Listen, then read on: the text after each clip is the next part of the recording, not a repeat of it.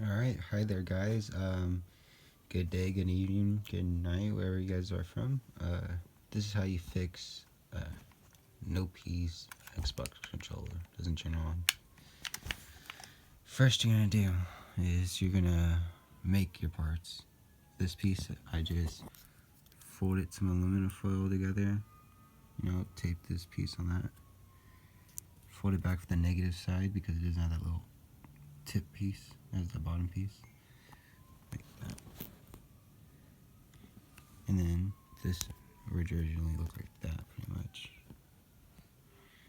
Then you make this piece so it separates the batteries when they're inside the slot. You don't want them moving around and everything when you're playing a game. Good turn off your controller. So let's get this started. Boom. Boom. Put the little piece in there. We call it the divider.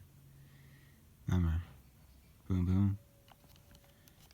Negative side. That goes on the positive side.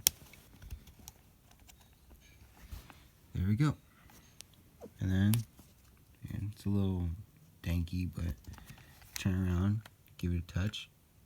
Boom. It's just not linked to my Xbox right now. I haven't linked it.